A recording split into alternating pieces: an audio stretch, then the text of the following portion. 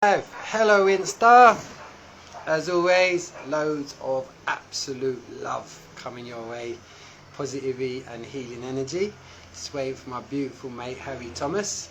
I hope everybody's well. I'm enjoying Spain in the sunshine, by the way. It's beautiful out here, absolutely stunning. Just nice to be back around nature, you know. My little girl's going crazy in the living room. Where are you, Hazza? Good subject today, ego. Big one. Probably won't be able to fit in all of it today, to be honest. We'll have to do another vid because I've got to do the school run. Where are you, Harry?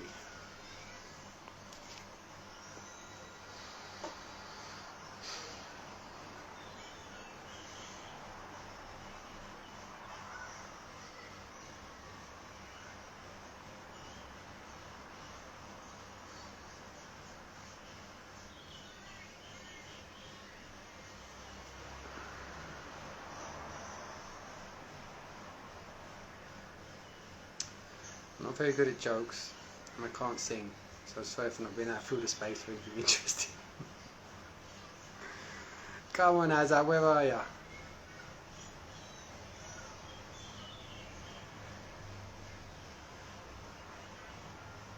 Oh, there's my beautiful wife. Hello, lovely lady. Gaz, Harry's standing me up in a minute. Don't know where he is. He's meant to be on here. Anyway, how are you, baby? I hope you're feeling better. Hope work's going well. Same to you. Little monkey. I'll show you little monkey, baby. So you can see her. Look. Can you see her through there? Aaliyah, say hello to mummy. Say hi, mummy. Oh, there's Harry, finally. Thanks.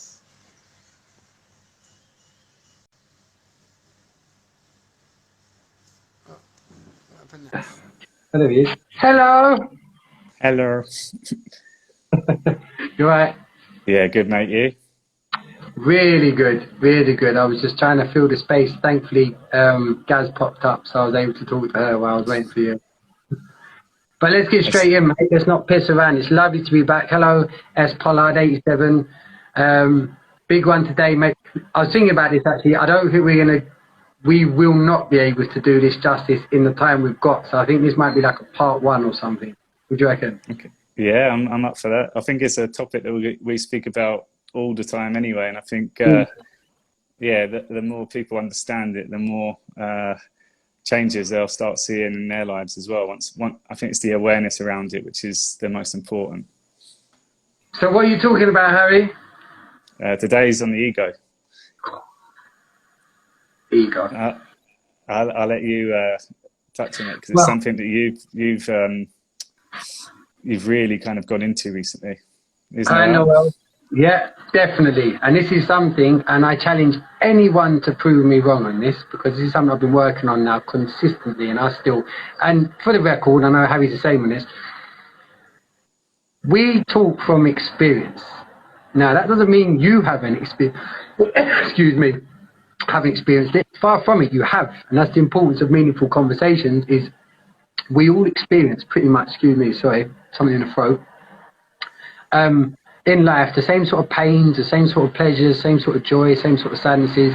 Often we don't talk about things, but this is important, because I'm telling you, you have in life two perspectives on everything you ever have done, are doing, or will do. Okay?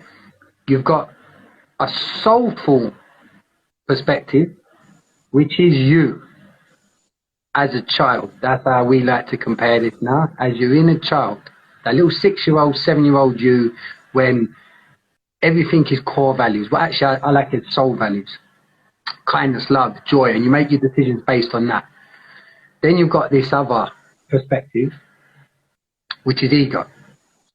In your life, every bad decision you've ever made is because it's come from your egotistical perspective. Every good decision you've ever made has come from your soul. It's not a perspective, it's your soul. The ego is a perspective because it's not actually real. It's fiction. often we don't even own it. Me, I don't even own my ego. I'm still trying to unravel and find out where it's come from. But yeah, so today's topic is to tell you, you have got a massive ego which is completely preventing you, hi Sharon, from fulfilling your true potential.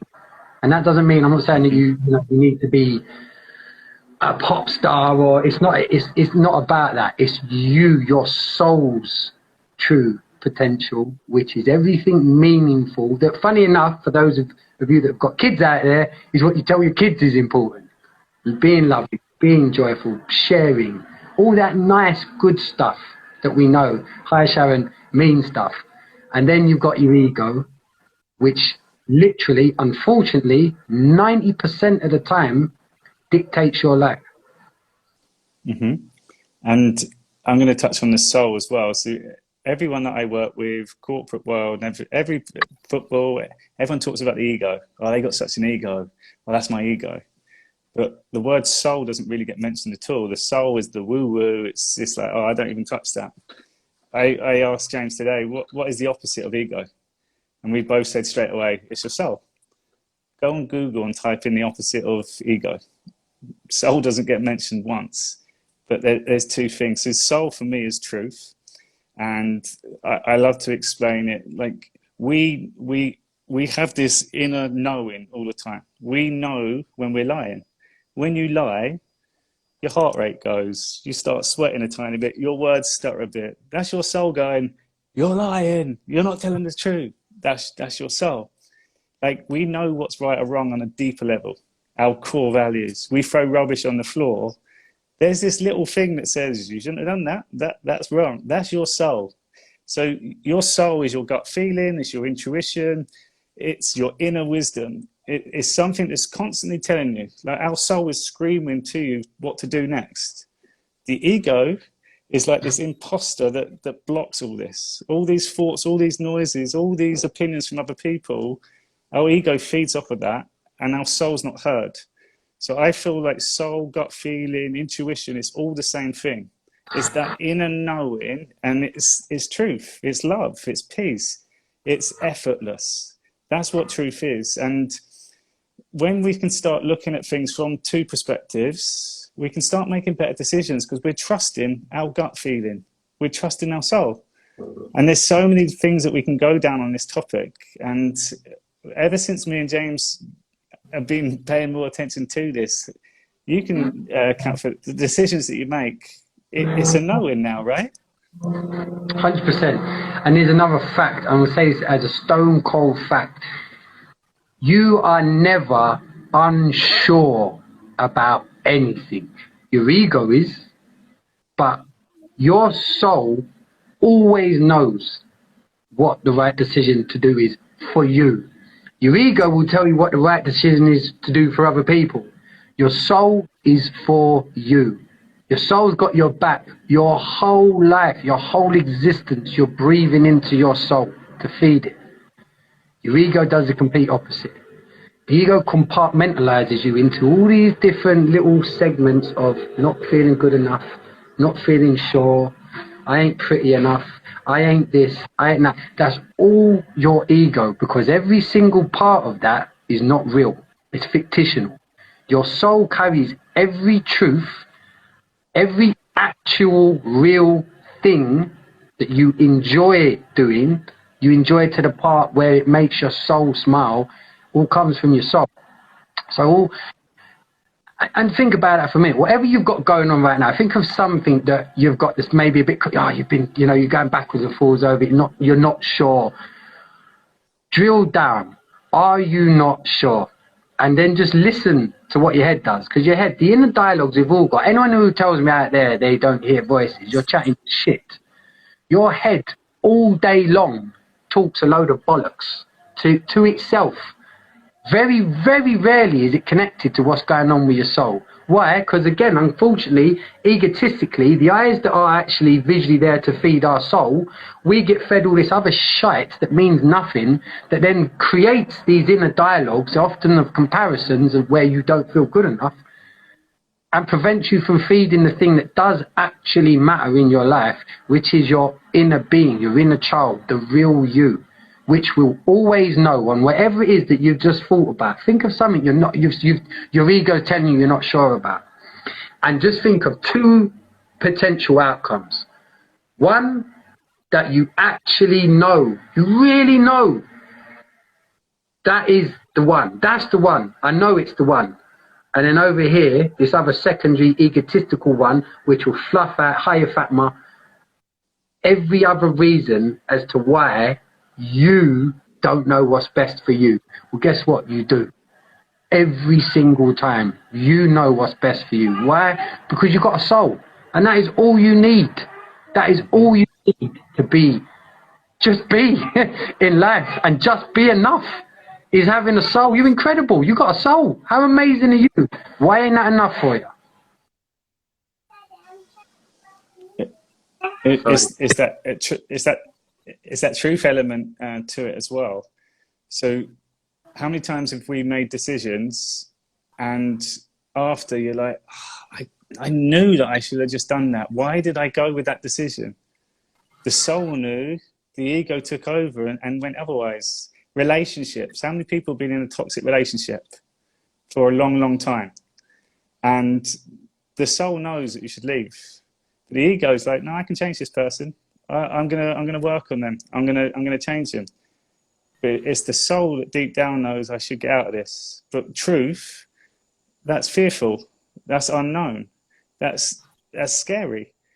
And the ego then pulls you back into your comfort zone. And usually that comfort zone is not the nice place to be. And sometimes truth also hurts because the truth is not what we want or not what other people agree to. And then we hide from that. It's interesting actually, because Fatma, shout out to you Fatma, thank you for tuning in as always, love ya. She's put here, now, I'm going to give my interpretation of what you've written. So Fatma's put, but most times we think and decide with our heart instead of our brain. Now what's interesting for me personally there, it'd be interesting to see your take, hear your take on this.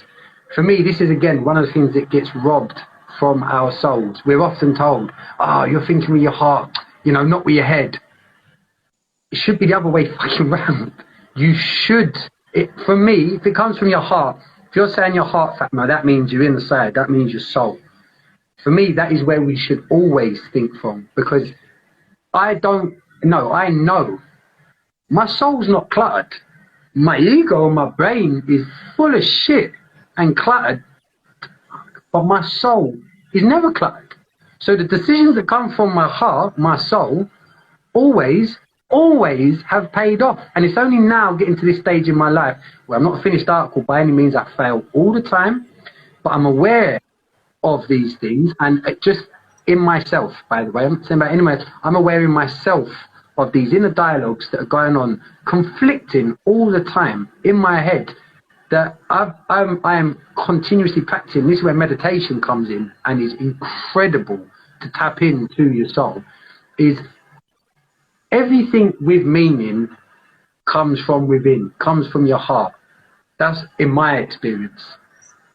As soon as I let my brain, which I was always told, you're down with your heart, you're too emotional, you got to think with your head. Really? Really? Because funny enough, it's your head that gets, for the first God knows how many years of your life, gets sat in front of a television and fed all this stuff into your brain, which has no meaning whatsoever, but sets out for most people a path that they think they need to lead their life by. Mm-hmm. My heart, my soul, never was part of that journey.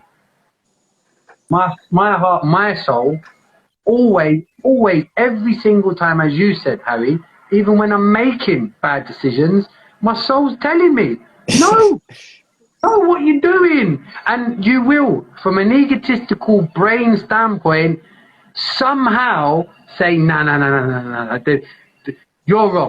But you know. And what happened, let me give you an example, a real life example, which cost me 5 years of my life. I went to a party. I was 18 years old. The following day to this, one of the reasons I went out to this party is to celebrate. The following day, I was starting a job as a junior estate agent, company car. It was just like, I couldn't believe what was going on. I went out to this party with one of my mates who's mixed race. Unfortunately, I'm not telling this story. Unfortunately, while we was there, a group of racist lads turned up, started on my mate. They beat us both up. Now, my soul was happy to get out because we took a real kicking and felt a bit sorry for itself, but that's where it ended. Now, my ego. Because my mate said, let's go back. Let's go and let's get some weapons. We'll go. It's a true story. It ain't a nice story, but it's the truth. And this is an example of a real lesson that I had to learn. As much as my soul was telling me, do not go back to that party. Do not go back to that party. My ego was going, yeah, come, let's go back, fuck it. Even though all these words were coming out, and inside I was crying not to go back into that situation. We did go back into that situation, okay, which was an egotistical decision, and I ended up getting a 5-year prison sentence for it. So that's an example in my life of real experience of how detrimental your ego is to your existence. And as I said it again, I challenge you, most of you out there are living your life by your ego rather than yourself. The ego is the imposter. It's not you. And Fatima, you said the word think. This is the difference. Ego is thoughts. Soul is feeling. And knowing. And this is where, and knowing is a feeling. Like, think about every emotion you have. It's the thought first, but it's the feeling that really means something. I think about that person there, but that love, that's a feeling. So it's the feeling we have to tap into. And this is where meditation comes in. In that silence, it's only the feelings that count. There's no more noise. The thoughts, they're there. I'm just observing them all. But what one feels right, that one. Well, I can let that go now. And I think that's the separation between the two, is if we can tap into, coming back to that word, gut feeling. Intuition, soul, it's the same thing. It's a feeling.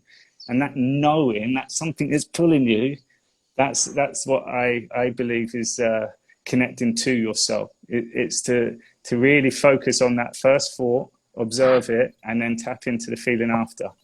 I'm going to have to pull you. You said you believe. Oh yeah, we just talked about that.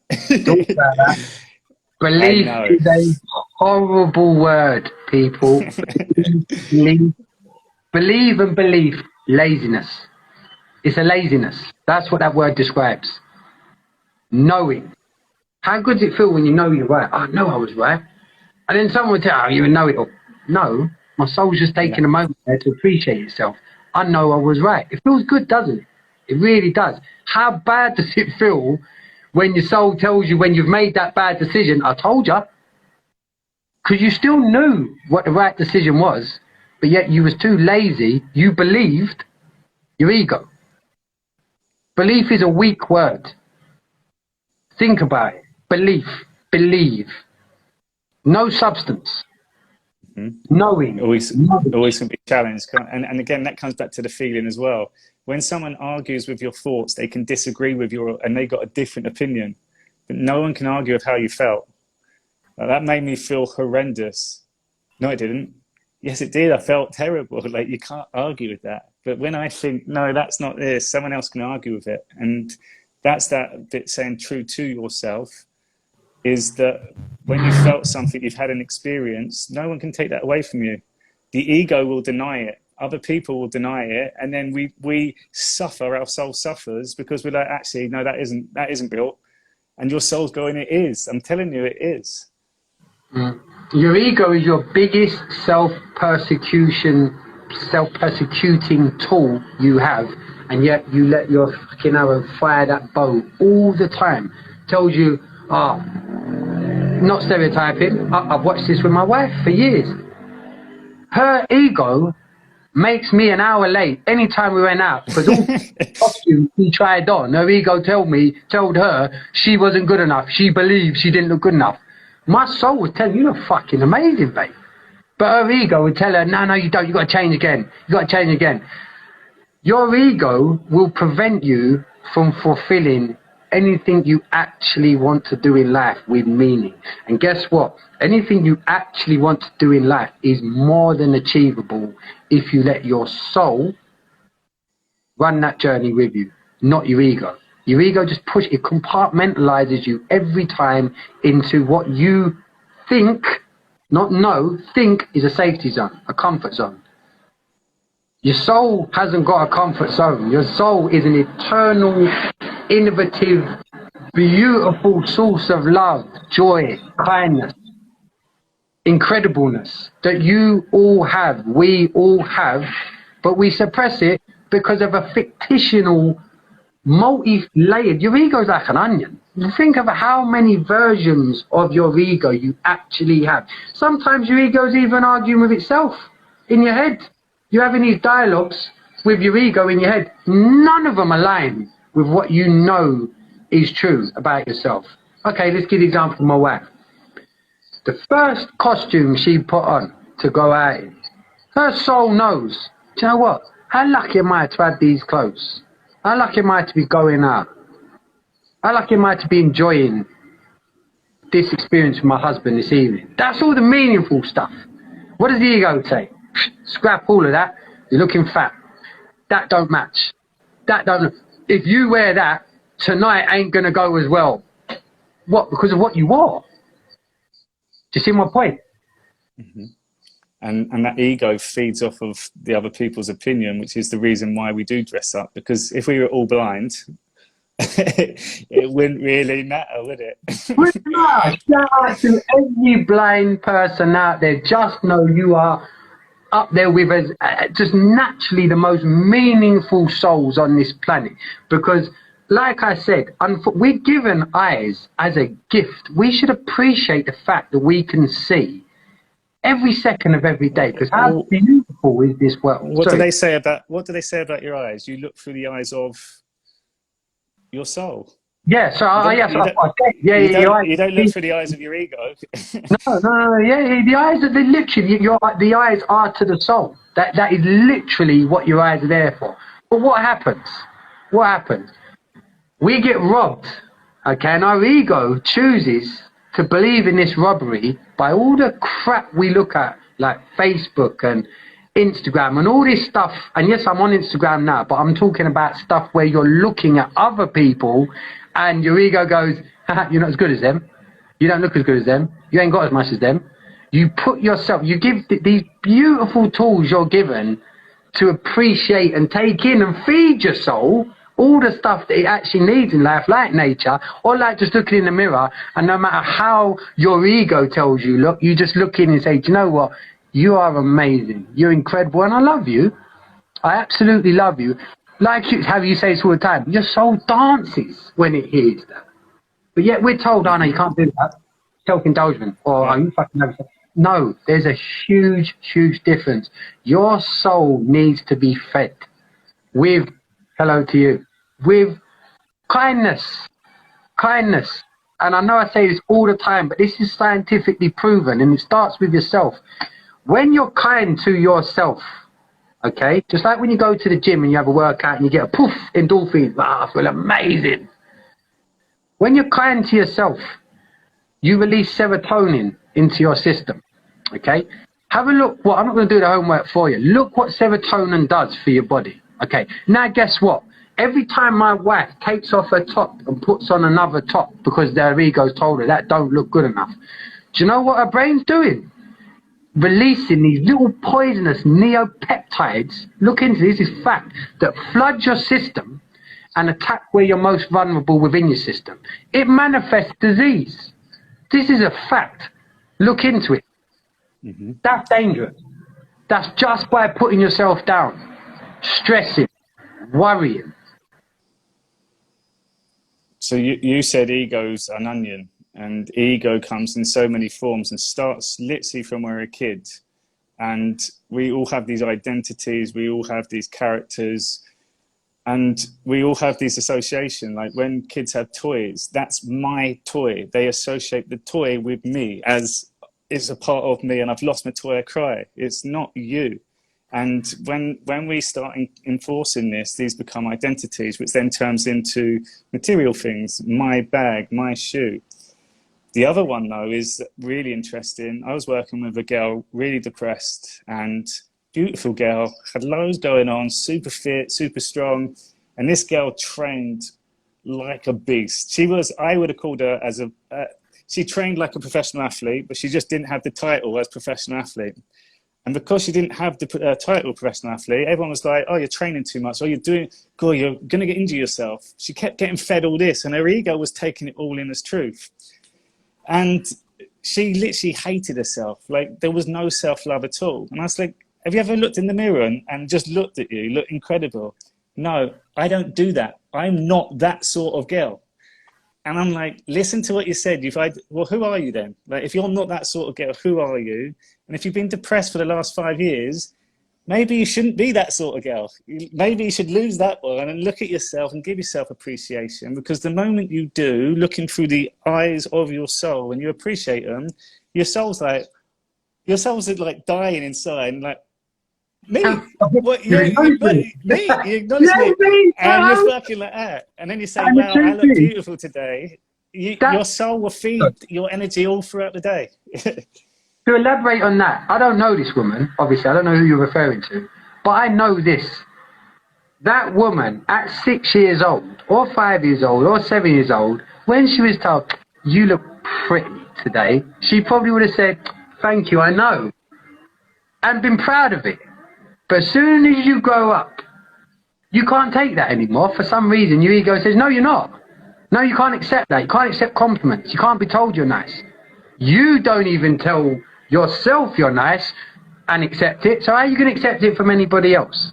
And that, for me, is what a soul is. My soul, I realise now, my soul is 6-year-old James that could be told he was handsome, thanks mum, with teeth missing and all the rest of it, and just feel fucking great. And then think and know in myself, not think, sorry, know in myself, oh, I'm handsome. My mum thinks I'm handsome, right? And very simple example, but try and remember how that felt. How often these days do you have that unconditionally nice feeling about yourself, just for being yourself? Not for comparing it to something else of what you're not being, but what you are being. Because guess what? You only ever are being. That is all we ever are doing, is being. Anything other than that is fake. It's not even in your timeline. You're not even being present. It's only when you're being. Everything else is irrelevant. And it sounds really simple. It is really simple. It is that simple. It's not easy if we're not conditioned for it, but it is that simple. No, and this is what it's interesting, because this is what we touched on before about training. So me and Harry are both from personal training backgrounds. Harry, it's the past, we went on to a long career in it. But point being, I compare the ego to what it's like in the gym, right? And this for me is as plain and simple as it is. Your ego is your 25 stone person in the gym that knows it's not healthy. It's not healthy. You're not supposed to be at this particular 25 stone. Okay? So this is your ego. Okay? Now, how do you actually lose weight in the gym to get healthy? You have to stick to it. How do you stick to it? By continuously training, by continuously trying to better yourself. So how about this as a fun experiment? If you're feeling down in yourself, if you're feeling you ain't good enough, okay, why not start training yourself to feel better about yourself, to feel good enough? How about just being enough, just knowing, oh no, but I don't feel enough. All right, let's start training. Let's start every single day when we wake up. I'm so appreciative today that I've woken up. When you go brush your teeth and you look in the mirror in the morning, you're beautiful. I love you. You're kind, you're loving. I'm really proud of who you've grown into being. Talk to your inner child. Start doing it. It might sound weird. If you're, for any voices that are going off now that is disagreeing with me, welcome your ego. That's your ego. That's the shit that I'm talking about. Tell it to piss off. Tell it to piss off. Start telling yourself how wonderful you actually are. When you do something, I'm going to pull you up on that, because like the word piss off. Work with your ego, learn from your ego, say thank you. Thank you for teaching me. Thank you for showing up. I'm not going to allow you to take over now. It's the words like that is, so ego is your imposter and ego is your downfall, but ego also is your teacher. Without it, we wouldn't be able to make these choices. So I would say don't get angry and frustrated, because that is your past. But the awareness comes in at this point to say thank you. That's and again, from an energy standpoint, what takes more energy? Piss off or thank you? It's more effortless, and I think that's we pull each other up on our words. By the way, we do it all the time, so it's important. It's important to do so. Yeah, and it's interesting because there's an insight.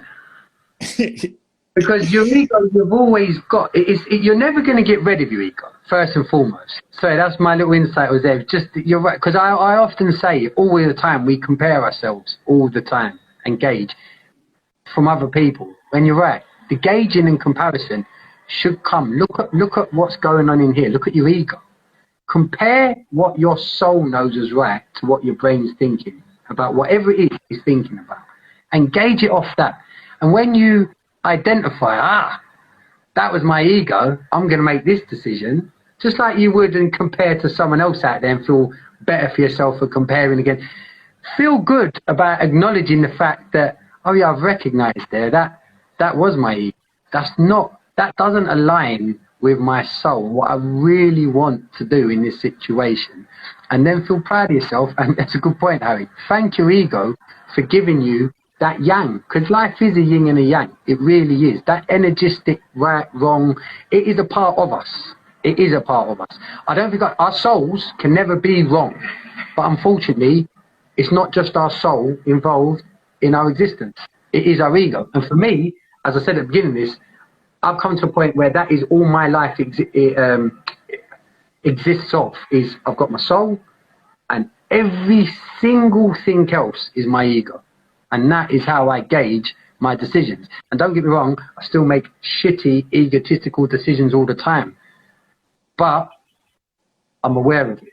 And I can go back. I'm not going to persecute myself over it. I'm going to learn. And I'm going to know next time, remember, always remember where you've been. Because that's where your teachers come from. It's not living in the past, but, you know, learn from your mistakes. Definitely. Learn from your mistakes. And if you don't... Yeah. And that adds to your story as well. It's almost like give yourself a Google review on everything you've done. Because then you can let go of all the things that you regret and you got resentment for. And now you can say, how would I rank myself on that? How was my ego show up? Well, it was a 4 out of 10. How would I make it a 5 next time? Cool. And now I'm here again. And it's that, the statement I always say, your past doesn't define you. It's the ego that defines you if you let it. If you learn from it and take it and let your soul now start winning. And this is where the meditation comes in. Ego is present when you're awake, in your waking state. The ego is paralyzed when you're in that meditative state. It's not there. It's like your soul's on vacation. It can express itself. It can go and do things that the ego would say, you can't do that. Because it's your imagination. It's freedom. It's creativity. But the moment when you come out here and you're doing the same things, people are like, you can't do that. That's not real. You didn't experience seeing a ghost. You didn't see God. That's ego again. And we feed into that. So go into the silence and then trust what your feelings come up within that. And you'll see that the more energized your soul is within that space, the more your soul deals with the ego when it shows itself when we are awake. And I think it's a nice combination. It's yin and yang, as you said. We have to work. It's a pendulum. It is. You have to. Life for me, I realise now, like you said, what Google doesn't let you know is the most, like I said, for me, the most important thing in my life now is my soul, okay? And it has to have an antithesis, which is my ego. It has to. And for anyone who might think, and I get this all the time, how do you qualify to talk about this, that, and the other? If my experience is not enough, I do care. Sorry. But it's got me, my last bit has, and you can wrap it up because I've got to do the school run. But for the last 6-7 years now, we've worked with scores of people that have been told they're dying.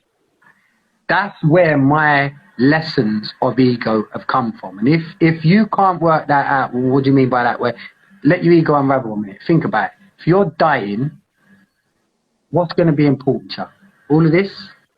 Oh no, that goes away now. Why? Because all of that is the stuff that you compare to stuff in life that you're doing that means shit. What actually matters is all of a sudden my soul. And what comes out from what I've experienced from people from all walks of life, from all over the world, different countries, complete different cultures, races, is there's an inherent soul set of values that when you get to the end, and this is why it's so important for me now, and I hope it resonates with you guys, that why we should be so aware of our ego is these people that are on, in many cases, their last legs that they've been told that they're on, all of a sudden start concentrating on what their soul is telling them to do. Now, rather than leave it until that stage, does it not make sense? For me, anyway, this is my experience. They've taught me about my ego and how meaningless it is in my life to what matters. Yes, it's great as a gauge, but it's still meaningless. Anything your ego fires at you means nothing. There is no benefit in the egotistical decision ever. And then, because you're going to have to say this, Fatima, just with that one where you said, do you mean we never need the ego? No, not at all. It's the awareness of it. Because there's characters that we do play in life, and sometimes I'm at a football match, I'm playing that character of a football fan, I'm feeling this, and I choose to go into that, but now I'm aware of it. I'm not letting it take over me and let me get really frustrated and caught up into this fictitious football team that's not me. But I choose to go into it. And I think the awareness is the most important. The problem is most of us live our life unconscious. And that ego takes over then. It's a character that plays that you think's truth. When you're aware of it, you can snap out of it quite quickly, or you choose just to go into it. I'm caught into this moment, and let me go and enjoy it, and let me pull out myself when I need to. And just to elaborate on that is, there's a term that me and Harry, through the work we do with people with cancer, that has become extremely dear to us, which is homeostasis. Now, relevance. So imagine, this is your life, okay? Perfect balance. This is homeostasis. Our body seeks, our soul seeks homeostasis. Now, the problem is, for anything to be balanced, the beauty of this is, for it to be balanced, it needs both sides, okay? It can't just be soul, because it wouldn't be balanced. There needs to be. However, the problem is 99% of us are like that. And this is the ego weighing us down. So it's about, just by, like Harry said, being aware, bring it back to homeostasis, bring it back to balance. Your ego does help with balancing out your life, because there's always a right and a wrong, always a right and a wrong. And for me, myself, my ego represents the balance of wrong that I need to know exists, because without it, how the fuck would I know what's right? I've got to go. Sorry, you've got to say that anyway, because it's all on your profile. Cool. I'll do this now. So, I won't, definitely. Guys, we'll do a lot more on the ego. I was going to say, like you was about to say, it's part one. Nice one, mate. Love you loads. Speak to you soon, yeah? Take care, man.